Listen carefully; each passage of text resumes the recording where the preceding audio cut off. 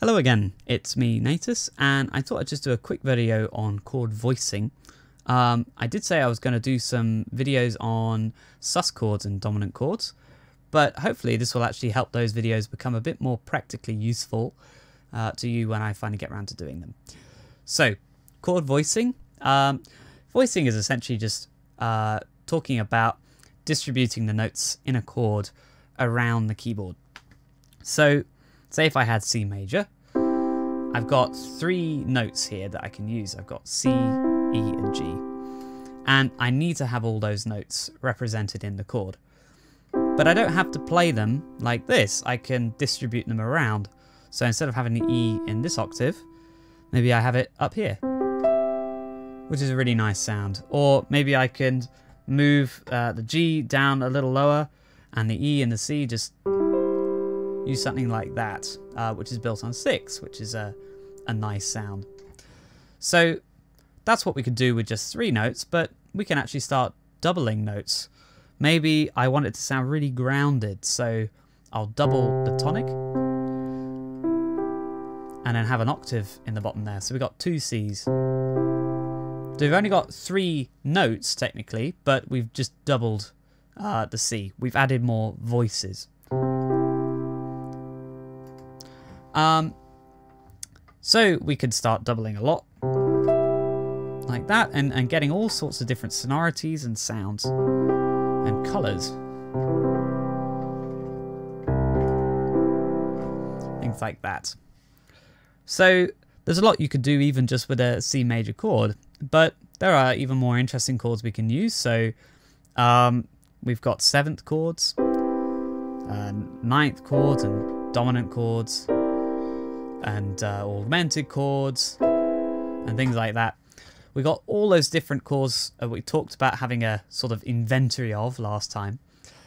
And again, we can look at these chords and analyze them in their sort of standard form, like building them just up on thirds. But when we're actually going to practically use them, we'd very rarely play them like this. We might want something more interesting going on like this. Notice I've doubled the 5th. I've also doubled the 9th. And that creates quite a nice melodious sound. So that's all that voicing is just distribution of notes within the chord. Doubling things. You might even want to take certain notes away. This is particularly useful when working with extended chords. So say for instance, I've got a C13.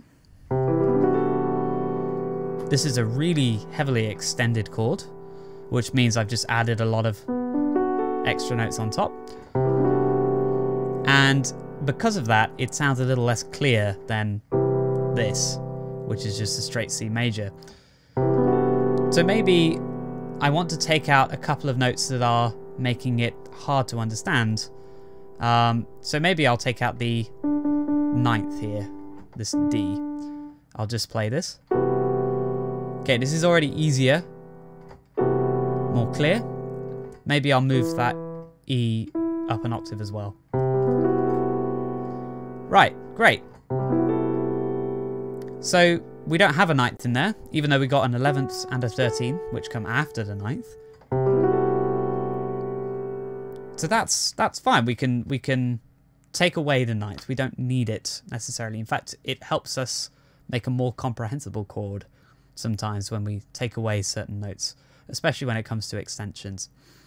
So that's it. Voicing is just doubling, redistributing, or taking away notes within the chords. Now, to get to some nice voicings, I've got a few things that I do that are really, really helpful. And they all really operate on this idea about the width of intervals. I think generally the closer intervals are, the more they tend to beat against one another. Like if I play a low registered minor second, you can hear it kind of wobbling. Like wobble, wobble, wobble. And so generally when we have close intervals, they do that more like this. you can hear there's almost like an internal rhythm going on, a kind of a motion.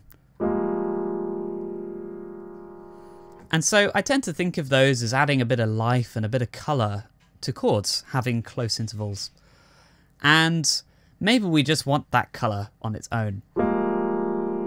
But it also does sound quite vague. And so we can add some clearer intervals on either side of this. Things like fifths and fourths and octaves.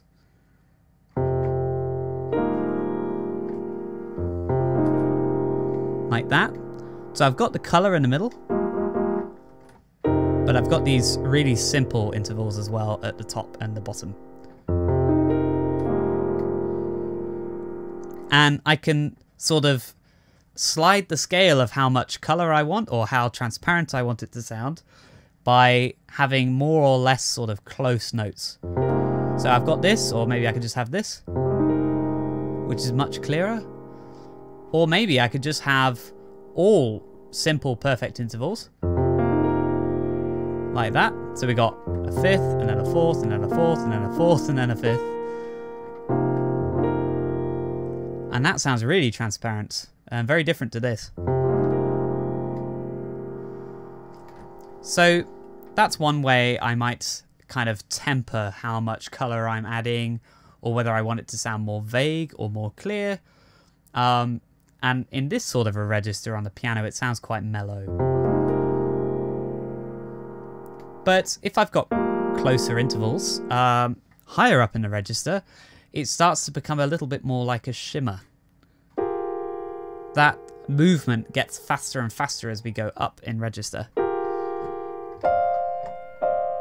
And so we don't start to perceive it anymore really as a kind of wobbling. It's more of just a shimmer. And so we can add a bit of shimmer to our chords by doing that. So say I can also still have this nice warm perfect intervals at the bottom and have the shimmer at the top. So that's the main idea, that there's a kind of a sliding scale of colour and of depth to a chord that you can add by adding these close notes. And you can clarify them by adding perfect intervals either side, especially in the bass. And this continues to get more so when you go into more extreme registers. So if I have a fifth in the bass in this octave, it sounds really, really warm and nice. But if I were to play it a lot lower, oops, that's not clear at all anymore. So if I were to play the same voicing down here, it's really muddy and you can't decipher it at all. And so that is when I'd start using broader intervals like octaves or something. Like that. You can still get that really low note,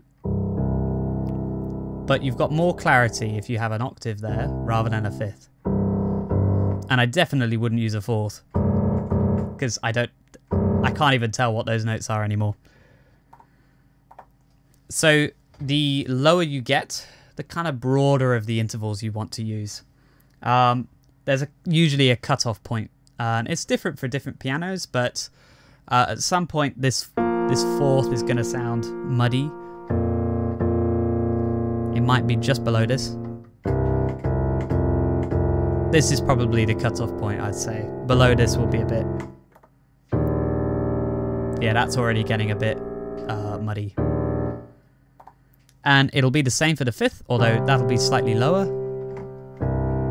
See, this is still really nice and consonant, even though the fourth at this point was getting a bit muddy. This is still really strong. But an octave below that,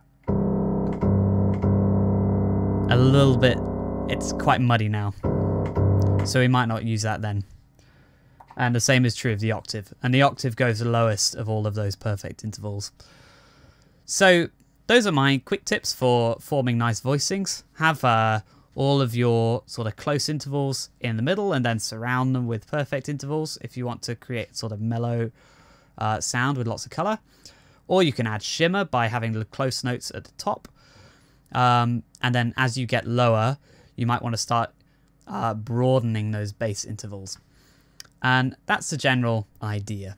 So that's definitely not the be-all and end-all, but that's stuff that really helps me practically on an everyday basis, and I hope it's helpful to you. I've got a track breakdown coming out tomorrow, so keep yourselves posted for that. Should be really fun and interesting, talking about the different sounds and how I collected them and made them and all that jazz. And then we will have some more videos coming out on sus chords and dominant chords, probably in the next couple of weeks. We'll see when I get round to it. But anyhow, until the next one, have a good time and keep making all your lovely tracks.